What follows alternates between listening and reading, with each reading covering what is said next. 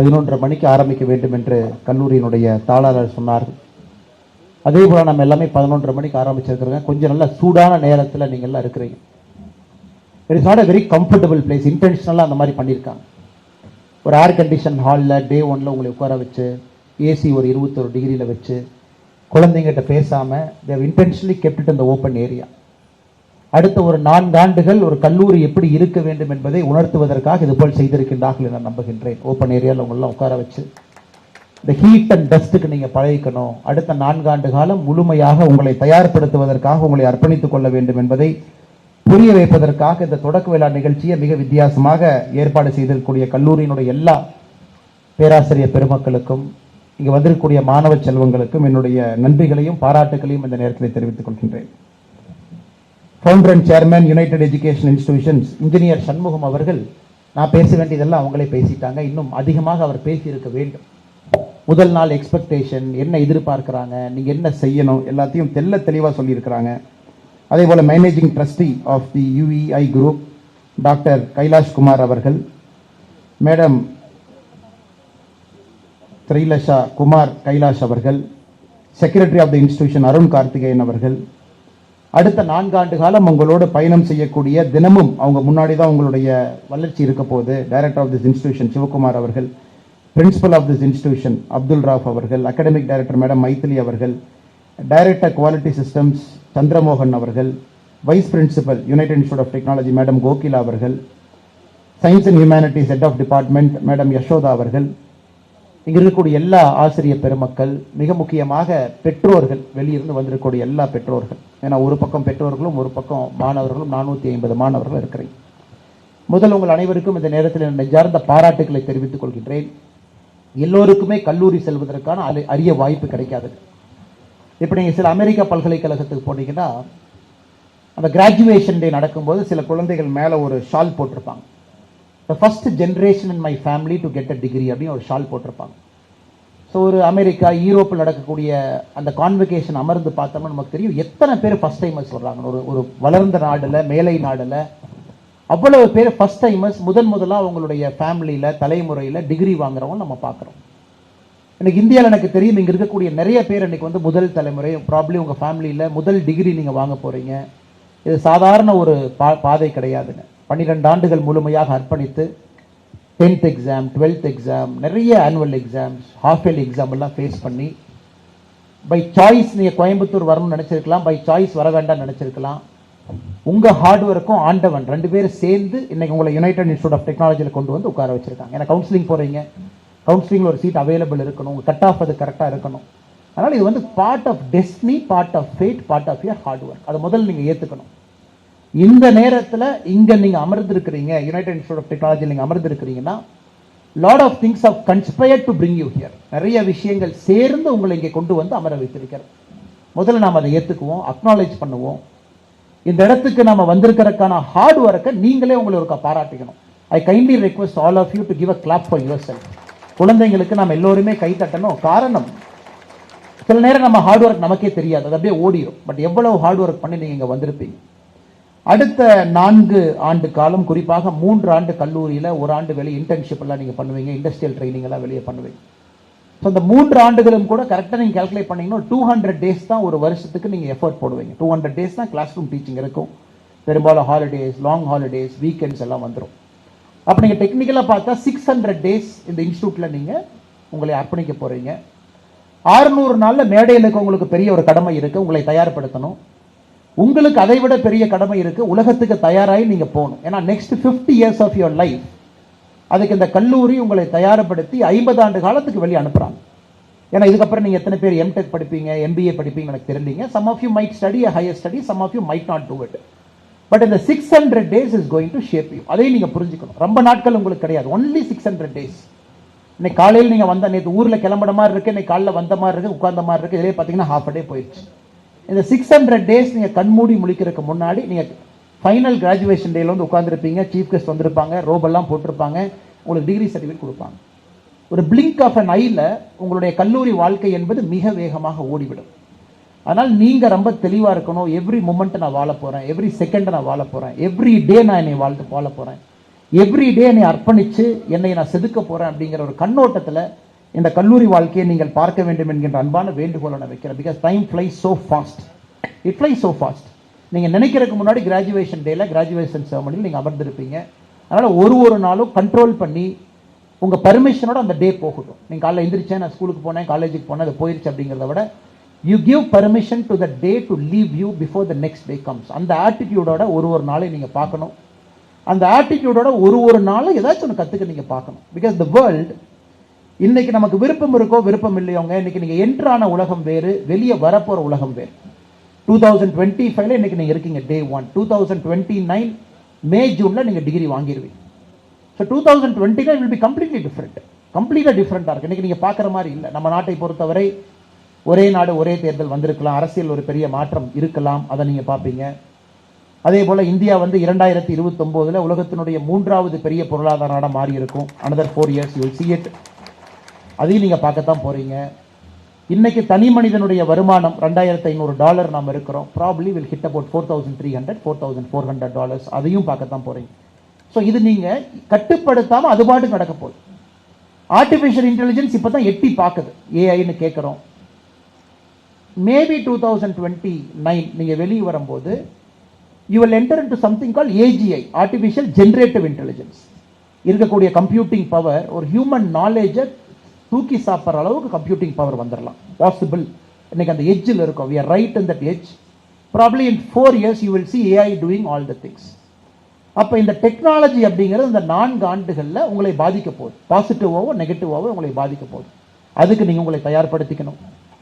கல்லூரியினுடைய சேர்மன் அவங்க, founder and chairman Shanmugam அவங்க சொல்லும் பொழுது லேப்டாப்பை பயன்படுத்த ஆரம்பிங்க, ப்ராப்ளம் சால்விங் ஸ்கில்ஸை கொண்டு வாங்கன்னு சொன்னாங்க. இன்னும் 4 வருஷம் கழிச்சு லேப்டாப் இருக்குமா அப்படிங்கிறது எனக்கு கொஞ்சம் கேள்விக்குறியா இருக்கு. காரணம், எல்லா ஏஐயும் இந்த அளவுக்கு வந்ததுக்கு அப்புறம் ஒரு சின்ன இயர்போன்ஸ் இப்போ வேலை செய்ய ஆரம்பிக்கிறாங்க. கேள்வி கேட்டால் பதில் சொல்லுது, அந்த அளவுக்கு வந்துருச்சு. அதையும் நீங்க பார்க்க போறீங்க. எதுக்காக நான் சொல்றேன் அப்படின்னாங்க, இவ்வளவு டெக்னாலஜிக்கல் சேஞ்ச் நீங்க பார்க்குறீங்க. அடுத்து சோஷியல் சேஞ்ச். எத்தனை பேர் இப்போ ஜென்யூனா கிராமத்தில் இருக்கீங்கன்னு தெரியலீங்க. இன்னைக்கு இந்தியா தமிழ்நாடை பொறுத்த வரைக்கும் 63% நகரத்துக்கு போயிட்டோம், 37% தான் கிராமத்தில் இருக்கும். இன்னைக்கு கிராமம் டு நகரம் ரொம்ப ஆக்சலரேட் ஆகிட்டு இருக்கு. 2029 நீங்கள் பார்க்கும் பொழுது 70-75% நகரமும் 25% கிராமமாக மாறி இருக்கலாம். சோசியாலஜிக்கல் சேஞ்ச், அதையும் நீங்கள் பார்க்கத்தான் போறீங்க. Economic change. உலகத்தில் பார்த்தீங்கன்னா அந்த பணங்கிறதுங்க ஒரே மாதிரி தான் இருக்கும், அது மாறிக்கிட்டே இருக்கும். 2020 வேர்ல்டு நம்பர் 1 பணக்காரங்க யாரு, 25 அவங்க வேற, 2000 வேற, 1990 வேற. டெக்னாலஜி மாறும். அதே மாதிரி வேர்ல்டில் வர பிஸ்னஸ் மேன் பில்லியனர்ஸும் மாறிட்டே இருப்பாங்க. ஜூலியர் சீசர் காலத்தில் ஒரு மாடு நீங்கள் வாங்கணும் அப்படின்னா 1 பவுண்ட் தங்க காசு கொடுக்கணும். ஒரு மாடுக்கு 1 பவுண்ட் தங்க காசு. ஜூலியர் சீசர் காலத்தில் ரோம் எம்பையர். இன்னைக்கு யாராச்சும் ஒரு மாட்டோட விலையை சொல்ல முடியுங்களா? 65,000 70,000 80,000. இன்னைக்கும் பார்த்தீங்கன்னா ஒரு மாட்டுடைய விலையை 1 பவுண்ட் தங்க காசு தான் இருக்கு. ஸோ மாட்டினுடைய விலையை பொறுத்தவரை 2000 ஆடுகளாக அது மாறலாம். அதே ரேட்டில் அப்படியே இருக்கு. அதே 1 பவுண்ட் ஈக்குவலண்டா அந்த மாடு பார்த்தீங்கன்னா 60,000 70,000 80,000 இருக்கும். ஆனால் மிச்சம் எல்லா பொருளும் எக்கனாமிக்ஸில் மாறிடுச்சு. லேண்ட் காஸ்ட் மாறிடுச்சு, டெக்னாலஜி வந்ததுக்கப்புறம் எல்லாம் மாறிடுச்சு. ஸோ அந்த எக்கனாமிக் சேஞ்சையும் நீங்கள் பார்க்க போறீங்க. ஸோ அதில் நீங்கள் பங்கேற்க வேண்டும் என்பது எங்களுடைய ஆசை. இன்னைக்கு இந்தியா அதே போல் 2025 ஒரு அருமையான இடத்துல நாம் இருக்கோம். எக்ஸ்ட்ரீம்லி ரைட் பிளேஸில் நாம் இருக்கோம். 2029 இன்னும் பெட்டரான பிளேஸுக்கு போவோம். உங்கள் இளமையெல்லாம் கொடுத்து அடுத்த 20 ஆண்டு காலம் இந்த நாட்டுக்கு நீங்கள் உழைப்பீங்க, உங்களுக்காக உழைப்பீங்க, குடும்பத்துக்காக உழைப்பீங்க, சமுதாயத்துக்காக உழைப்பீங்க. அப்போ இன்னும் இந்த எக்கனாமிக் மிராக்கல்ல நீங்கள் பங்கேற்க போறீங்க. யாருக்கும் இல்லாத ஒரு பெரிய வாய்ப்பு. You will be part of India's growth story. இந்தியாவுடைய முழு growth ஸ்டோரியில் உங்கள் ஏஜ் நீங்கள் பங்கேற்கணும். நீங்கள் படித்து முடிச்சுட்டு வெளியே வரும்போது நம்ம பீக்குக்கு போயிட்டு இருப்போம். நீங்கள் வேலை செய்யக்கூடிய முதல் 20 ஆண்டுகள் இந்தியாவை நீங்கள் எல்லோரும் சேர்ந்து உலகத்தினுடைய மிகப்பெரிய பொருளாதார நாடாக கொண்டு போய் நிப்பாட்டுறதுல உங்களுக்கு ஒரு பெரிய பங்கு இருக்கு. இங்க இருக்கக்கூடிய மேடையில் இருக்கிற எல்லோருக்குமே அந்த வாய்ப்பு கிடைக்கல.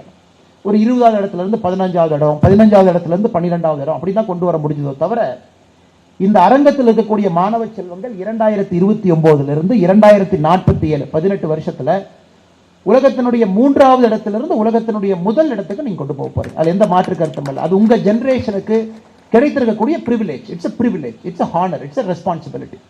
யாருக்கும் இல்லாத பிரிவிலேஜ் உங்களுக்கு இருக்கு. அதையும் நீங்க மனசுல வச்சுக்கணும். அப்படி இருக்கும் பொழுது அடுத்த 4 ஆண்டு காலம் எந்த அளவுக்கு உங்களை தயார்படுத்திக் கொள்ள வேண்டும் என்பதை நீங்க யோசிக்கணும். இன்னைக்கு ஃபர்ஸ்ட் டே வந்திருக்கீங்க, காலேஜ் எப்படி இருக்குன்னு தெரியாது, எவ்வளவு பெருசுன்னு தெரியாது, என்ன ஃபெசிலிட்டிஸ் இருக்குன்னு தெரியாது. அடுத்த ஒரு வாரம் உங்களுக்கு இண்டக்ஷன் ப்ரோக்ராம் நடக்கும், ஒன்னொன்னா காட்டுவாங்க, லைப்ரரி லேப் எல்லாத்தையும் நீங்க பார்ப்பீங்க. அதுக்கப்புறம் புது புது ஃப்ரெண்ட்ஸ் எல்லாம் பார்ப்பீங்க, வேற வேற டிபார்ட்மெண்ட்ல இருப்பாங்க, அவங்கெல்லாம் பழகிறதுக்கு. எப்படி இருந்தாலும் அந்த ஒரு மாசங்கிறது you will just get to know what is happening. நீங்க எவ்வளவு வேகமா செட்டில் ஆகுறீங்களோ அவ்வளவு கூட நமக்கு நல்லது.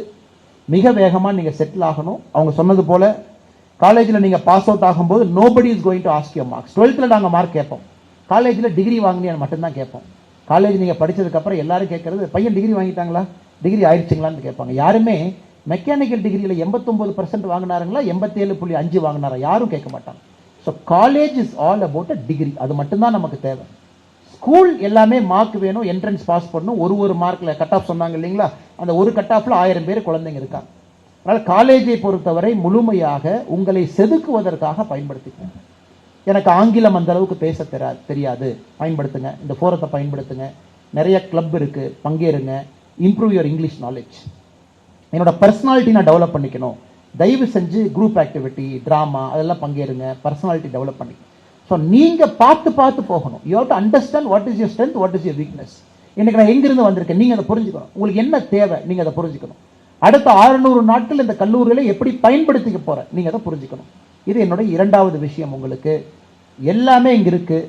காலேஜ் முடிச்சதுக்கு அப்புறம் நீங்க எந்த இன்ஜினியரிங் ஸ்டூடெண்ட்டை கேட்டா கூட லைப்ரரி எத்தனை டைம் போயிருக்கேன்னு கேட்டீங்கன்னா, எனக்கு தெரிஞ்சு யாராச்சும் ஒரு இன்ஜினியரிங் ஸ்டூடெண்ட் 10 டைமுக்கு மேல லைப்ரரி போயிருக்குன்னு சொன்னா அவங்களுக்கு கின்னஸ் ரெக்கார்ட் நம்ம கொடுக்கணும். ஸோ எனக்கு தெரிஞ்சு என்னையும் உட்பட கல்லூரியில் 10 முறைக்கு மேலே யாரும் லைப்ரரிக்கு போகல. ஏன்னா புக்கு வந்துருது, தேவையான புக் இருக்கு, ரெஃபரன்ஸ் புக் இருக்கு. நீங்க அதை வித்தியாசப்படுத்த முடியுமான்னு பாருங்க.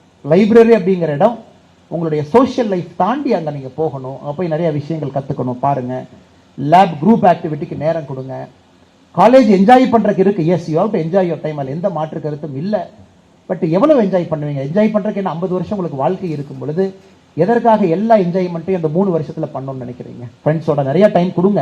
அதே நேரத்தில் லைப்ரரி முக்கியமான இடத்துக்கும் நீங்கள் நேரம் கொடுக்க வேண்டும் என்பது என்னுடைய அன்பான வேண்டுகோள். இது ஆரம்பத்தில் இதெல்லாம் உங்கள்கிட்ட பேசணும் அப்படிங்கிறது என்னுடைய ஆசைங்க. பட் மிக முக்கியமாக என்னுடைய பேச்சில் நான் முக்கியமாக பேச விரும்புகிறத இனிமேல் தான் நான் பேச போகிறேன் உங்களுக்கு. நான் வாட் இஸ் எஜுகேஷன்? சுவாமி விவேகானந்தர்கிட்ட கேட்டாங்க, சார் கல்விங்கிறது என்ன, எஜுகேஷன் உண்மையாலும் தேவையான? சுவாமி விவேகானந்தர் ரொம்ப அருமையாக சொன்னார், man is already born perfect. ஒரு மனிதன் உருவாகும் பொழுதே பெர்ஃபெக்டா உருவாயிட்டான். Sometimes it is the education that has ruined him அப்படின்னார். ஒரு மனிதன் பிறக்கும் போதே பெர்ஃபெக்ட், சில டைம் கல்வி தான் அந்த மனிதனை கெடுத்துருது அப்படி. அப்ப விவேகானந்தர் என்ன சொல்றாருன்னாங்க, வாழ்க்கை பாடத்துக்கு அதிக முக்கியத்துவம் கொடுக்கிறார். It is not about learning in environment by rote learning, மக்கப்பிங், vomiting, writing exam, getting a degree. இல்லை, இன்னைக்கு நீங்க ரியல் எஜுகேஷனை புரிஞ்சுக்கணும். ரியல் எஜுகேஷன் இஸ் ஒரு என்விரான்மெண்ட்ல நீங்களே தேடி போய் கத்துக்கணும். That is real education. School வரைக்கும் ஸ்பூன் ஃபெட் பண்ணிட்டாங்க, கிளாஸ் ரூம் உட்கார வச்சாங்க, டைம் அடிச்சாங்க, பெல் அடிச்சாங்க, லஞ்ச் பிரேக் கொடுத்தாங்க, டீ பிரேக் கொடுத்தாங்க, உட்கார வச்சாங்க, படிச்சாங்க, மார்க் வாங்கிட்டோம். நவ் அந்த மாடல் நீ ஒர்க் அவுட் ஆகாதுங்க. தட் மாடல் இவங்க வச்சிருக்கிறது ஒரு பேர் மினிமமா அட்டெண்டன்ஸ் வேணும் அப்படிங்கறதுக்காக ஒரு கிளாஸ் ரூம் செட்டப் வச்சிருக்காங்க. 60% கீழே வாங்கினீங்கன்னா நான் ஹால் டிக்கெட் கொடுக்க மாட்டேன், நீங்க வர முடியாது. ஏன்னா காலேஜ்களில் பசங்க வரவே மாட்டாங்க. அதுக்காக எல்லாமே நான் கிளாஸ் ரூம்ல கத்துக்குவேன் நீங்க நினைக்க கூடாது. காலேஜ் இஸ் ஆல் அபவுட் இங்க இருக்கக்கூடிய ப்ரொஃபசர்ஸ் அண்ட் டீச்சர்ஸ் ஒரு என்விரான்மெண்ட்டை உங்களுக்கு உருவாக்கி கொடுக்கலாம். It is an enabling environment, அவ்வளவுதான்.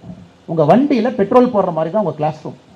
அதை தாண்டி கத்துக்க வேண்டியதெல்லாம் நீங்க கத்துக்கணும். Part of extra curricular activities, campus activity, இதுல ரொம்ப நேரம் நீங்க கொடுங்க. இது நான் உங்களுக்கு கொடுக்கக்கூடிய அன்பான ஒரு அறிகுறை.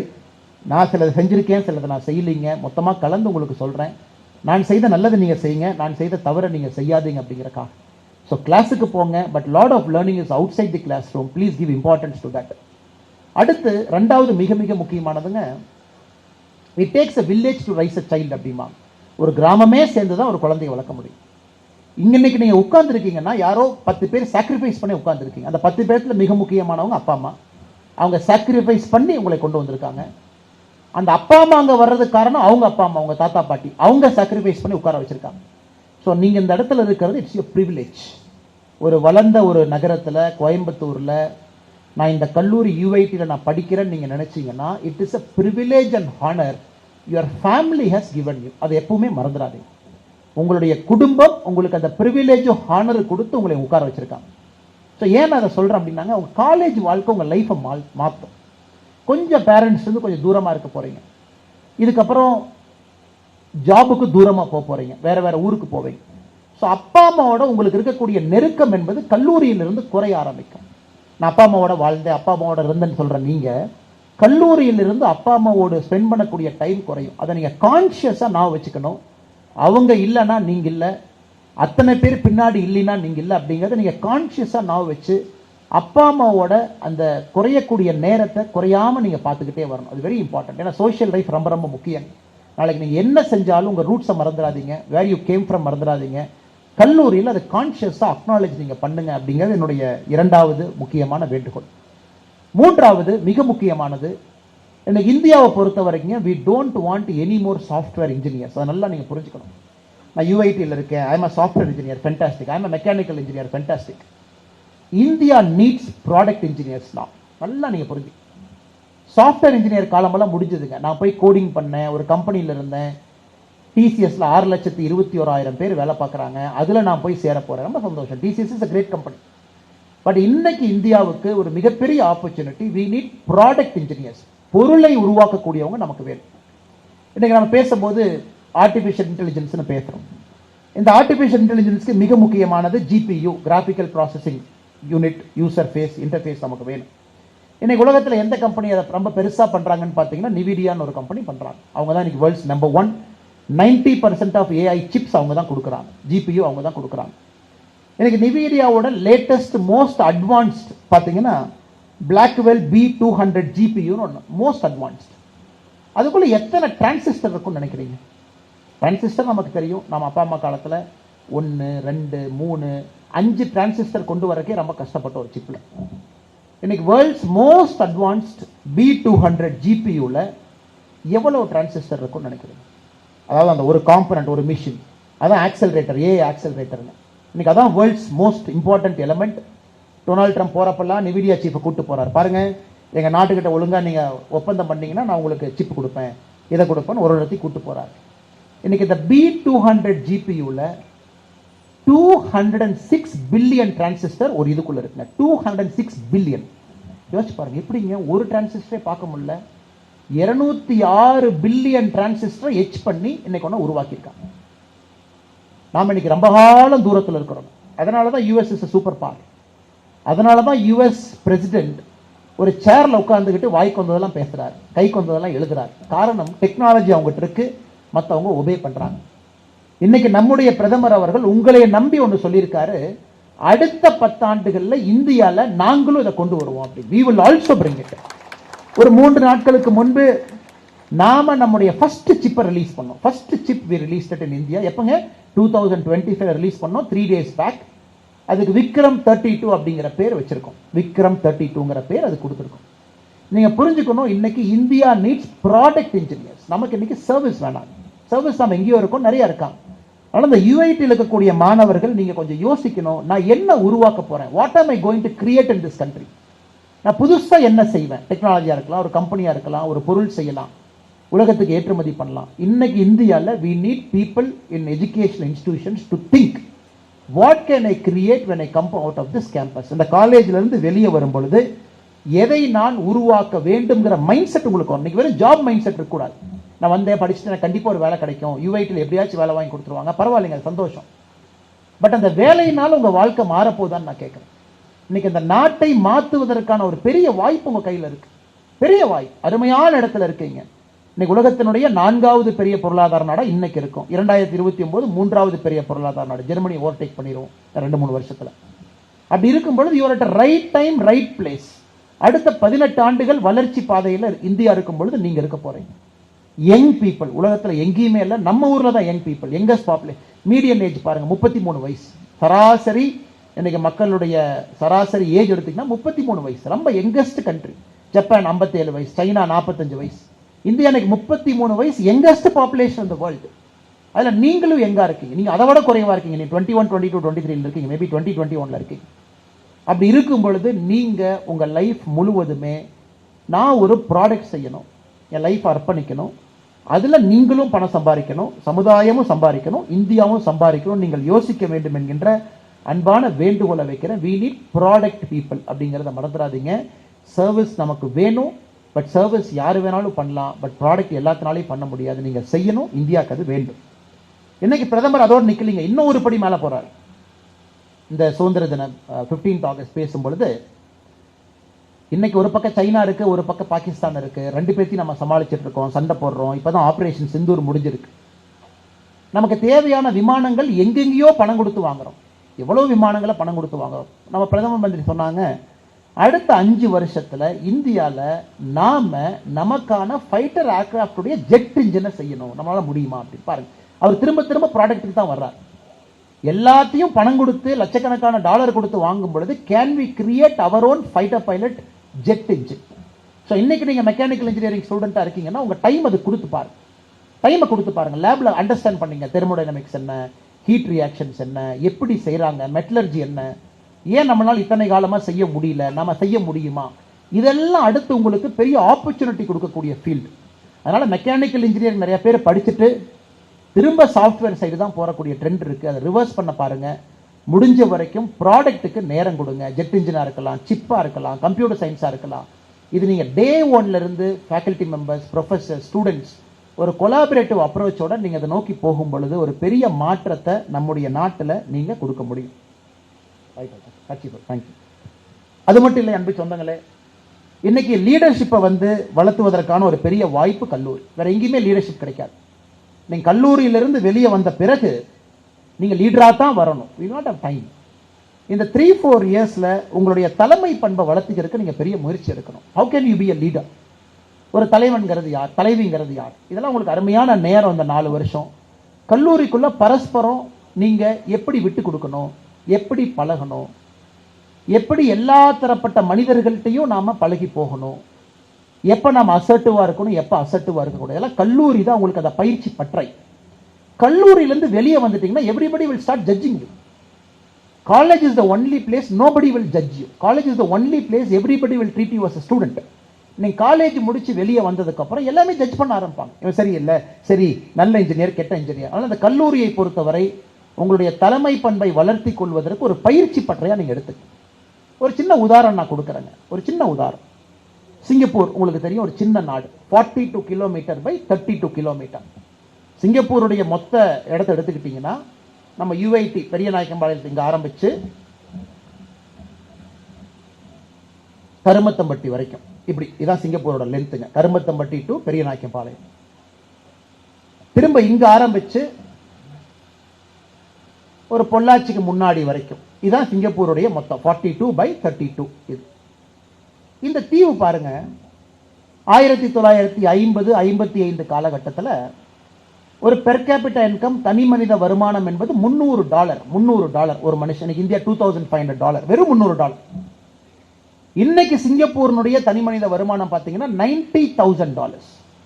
ஸோ 1950-55ல $300 இருந்த ஒரு நாடு 42 கிலோமீட்டர் பை 32 கிலோமீட்டர். இன்னைக்கு $90,000 இருக்காங்கன்னா நீங்க யோசிச்சு பாருங்க. அந்த நாட்டில் என்ன இருக்குங்க? ஒண்ணுமே கிடையாது. கப்பல் வந்தா ஒதுங்கறக்கு ஃபிஷிங் ஹார்பர்.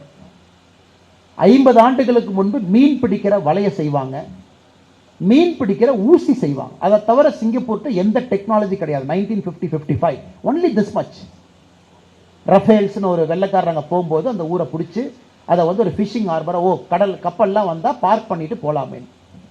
இன்னைக்கு சிங்கப்பூர் பாருங்க, it's a world leader in multiple things. World leader in finance. It is a world leader in currency exchange. சின்ன நாடு.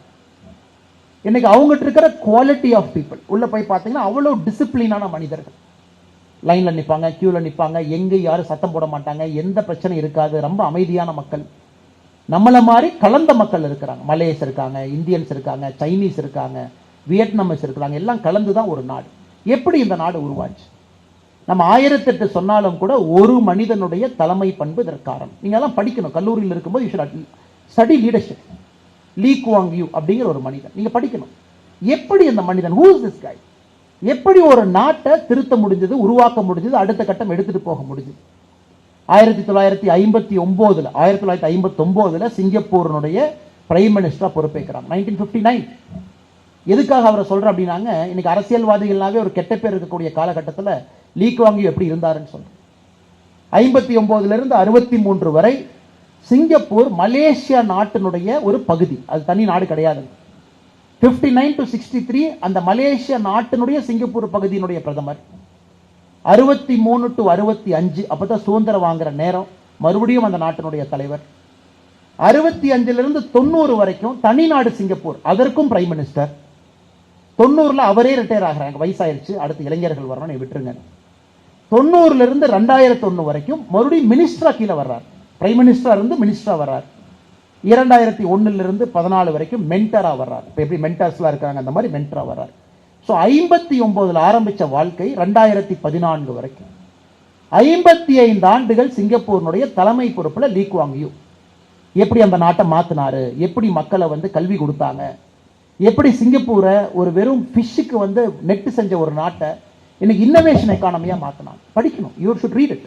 ஏன்னா காலேஜ் விட்டு வெளியே போனீங்கன்னா நீங்க படிக்க முடியாது. It is all lessons in leadership. எப்படி அது வின்ஸ்டன் சர்ச்சில் உலகப்போர், 2ஆம் உலகப்போர், எப்படி அவர் பிரிட்டன்ல லீட் பண்ணாங்க, எப்படி ஒரு உலக தலைவரா வின்ஸ்டன் சர்ச்சில் இருந்தாங்க, படிக்கணும். அதனால் கல்லூரியில் தயவு செய்து நீங்க படிக்கக்கூடிய எல்லா விஷயங்கள் லீடர்ஷிப் எல்லாத்துலேயும் கூட லீடர்ஷிப்பை ப்ரொஃபைல் பண்ணி படிக்கிறதுக்கான நேரத்தை கொஞ்சம் ஒதுக்குங்க. டெக்னாலஜி லீடரா இருக்கலாம், சோஷியல் ஃபீல்டில் லீடரா இருக்கலாம், எக்கனாமிக் ஃபீல்டில் லீடரா இருக்கலாம்.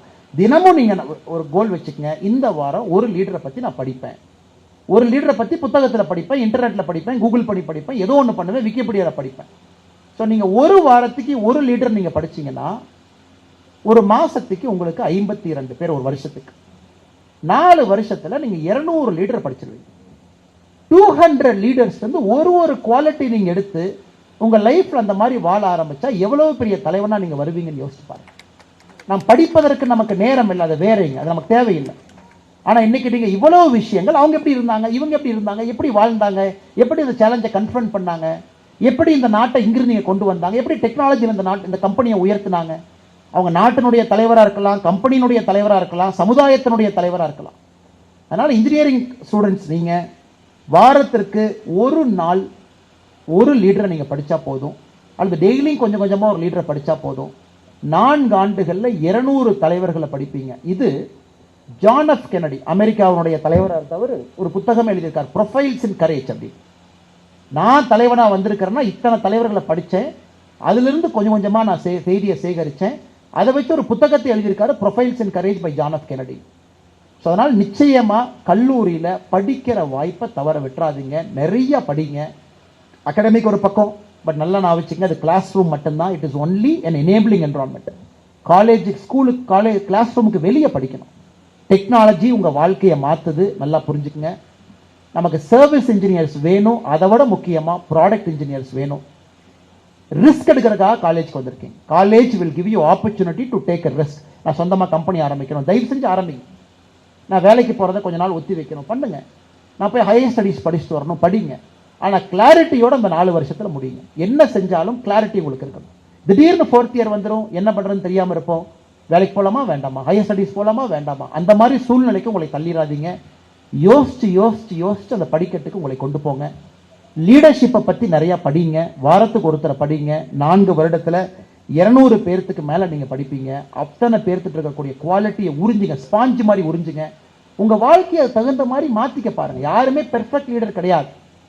மகாத்மா காந்தி அவருடைய லைஃப் பார்த்தீங்கன்னா, இன்னைக்கு நம்ம தேசத்தின் தந்தை அவங்க வாழ்க்கையினுடைய முதல் கட்டத்தை பாருங்க. அவர் செஞ்ச தவறுகள் எல்லாத்தையும் எழுதுறாரு. அவர் என்னென்ன தப்பு நான் பண்ணேன், என்னென்ன தவறுகளா, சொல்ல முடியாத தவறுகள்லாம், இந்த மைக்கில் நான் சொல்ல முடியாத தவறுகள் எல்லாம் அவர் எழுதியிருக்கின்றார் புத்தகத்தில்.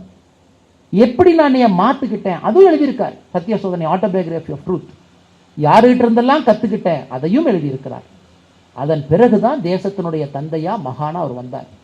ஸோ எந்த லீடராக இருந்தாலும் ஒரு டிரான்சிஷன் பாயிண்ட்ல நீங்க உங்களைய நல்வழிப்படுத்தி நல்ல பாதையில் போக ஆரம்பிக்கணும். கல்லூரியை தவிர பெஸ்ட் பாதை உங்களுக்கு கிடையாது. You are in college. நிறைய படிங்க, நிறைய கத்துக்குங்க, நிறைய விஷயங்களை உங்களை செதுக்குவதற்காக பயன்படுத்துங்க. இந்த பெட்டி டாக்ஸ், ஸ்மால் டாக்ஸ்க்கெல்லாம் போகாதீங்க. ஒரு பழமொழி இருக்கு, small minds talk about people, average minds talk about events, great minds talk about history.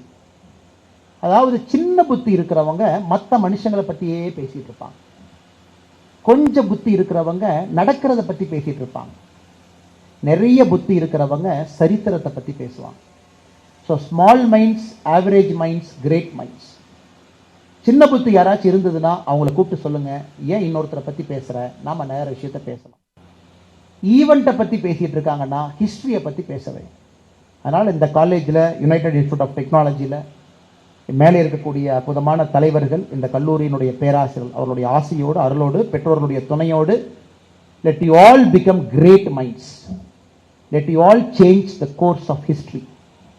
இந்த சரித்திரத்தினுடைய பக்கங்கள் உங்கள் பெயர் வலிமையாக வரும்படி நீங்க நடந்துக்குங்க. அதற்கான வாய்ப்பு ஆண்டவன் கொடுப்பான். முழுமையா அந்த 4 ஆண்டுகள் 600 நாளை பயன்படுத்திக்கங்க. யாருக்கும் கிடைக்காத ஒரு நாடு உங்களுக்கு கிடைச்சிருக்கு. 1980 அப்பா அம்மா கிடைக்கலைங்க, எம்ப்ளாய்மெண்ட் எக்ஸ்சேஞ்சில் போய் பதிவு பண்ணிட்டு இருந்தாங்க. 1990 2000 பேங்க்ல வேலை கொடுத்தா போதும். 2000 2010 சாஃப்ட்வேர் கம்பெனியில் வேலை கொடுப்பாங்களா? ஆனால் 2025 உலகமே உங்கள் முன்னால் கை கட்டி நின்று கொண்டிருக்கக்கூடிய நாட்டில் நீங்க இருக்கீங்க. அது இளைஞராக இருக்கீங்க. அதனால இதை நீங்க தயவு செஞ்சு தவற விட்டுறாதீங்க. தயவு செஞ்சு தவற விட்டுறாதீங்க. Go and conquer the world. நல்லா பண்ணுங்க. 4 ஆண்டுகள் முழுமையாக பயன்படுத்துங்க. திரும்ப திரும்ப நான் சொல்கிறேன், ஒரு டைரி மெயின்டைன் பண்ணுங்க. Diary is very important. தினமும் நடக்கிறத டைரியில் எழுதி வச்சிருங்க. உங்களுக்கே தெரியும், அந்த தாள் எம்டியாக இருக்குன்னா அந்த நாள் நம்ம வேஸ்ட் பண்ணிட்டோம். அந்த தாளில் ஒரு 4 நல்ல விஷயங்கள் செஞ்சுருக்கோம் அப்படின்னா that life is worth lived, that day is worth lived. ஒரு சின்ன டைரி மெயின்டைன் பண்ணுற பழக்கத்தை வச்சுக்கோங்க. நிறைய விஷயங்கள் நல்லதாக அமையும்.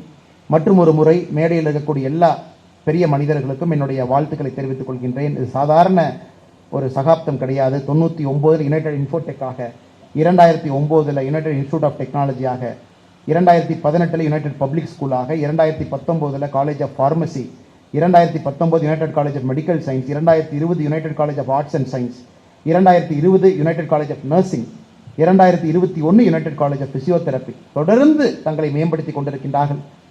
பெரிய மனிதர்கள் ஒரு பெரிய லட்சிய நோக்கோடு உங்களுக்கு கல்வி கொடுக்க வேண்டும் என்கின்ற ஒற்றை நோக்கத்தோடு இந்த யுனைடெட் குழுமத்தை ஆரம்பிச்சிருக்கிறாங்க. ஸோ மேடையில் இருக்கக்கூடிய எல்லா நல்ல மனிதர்களுக்கும் என்னுடைய நெஞ்சார்ந்த வாழ்த்துக்களை, வணக்கங்களை தெரிவித்துக் கொண்டு, பெற்றோர்களுக்கும் இந்த நேரத்தில் என்னுடைய நன்றி கலந்த வணக்கத்தை தெரிவித்துக் கொள்கின்றேன். உங்களுக்கு அவ்வளோ அர்ப்பணிப்பு செய்து கூட்டிகிட்டு வந்து விட்டுருக்குறாங்க. I still remember first day நான் இன்ஜினியரிங் காலேஜுக்கு போகும்போது இதே மாதிரி எங்கள் அப்பாவும் நானும் 2 தகர டப்பா எடுத்துகிட்டு தான் கோயம்புத்தூர் வந்தோம். எங்கள் அப்பா அதே மாதிரி இங்கே உட்கார்ந்தாங்க. இதே மாதிரி நானும் இண்டக்ஷனில் இருந்தேன். 2002 கிட்டத்தட்ட 23 ஆண்டுகளுக்கு முன்பு நடந்தது. இன்னைக்கு உங்களை பார்க்கும் பொழுது அதே யோசனை தான் எனக்கு வருது. அப்பா ஒரு பக்கம், குழந்தைகள் ஒரு பக்கம். அப்பா பெரிய ஒரு நம்பிக்கையோடு இங்கே வந்து உங்களோட இருக்கிறாங்க. நம்பிக்கையை காப்பாற்றுங்க. அந்த நம்பிக்கைக்கு தகுந்த மாதிரி நடந்துக்குங்க. ஏதாச்சும் தவறு செய்ய போகும்போது அப்பா அம்மா என்ன நினைப்பாங்கன்னு ஒரே செகண்ட் நீங்கள் யோசிச்சா போதும். லைஃப்பில் எந்த தவறு எப்பொழுதும் நீங்கள் பண்ண மாட்டீங்க.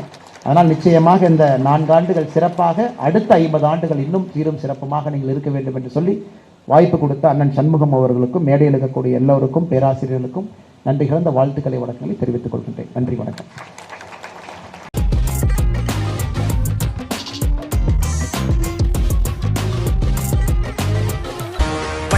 தப்பாதுடா சிங்க இது சிக்காதுடா, சுத்து போட்டு நிக்காதடா, சூற விட்டா தாங்காதுடா. சிவண்டா சிவண்டா சிவண்டா, எதுக்க எவண்டா எவண்டா எவண்டா.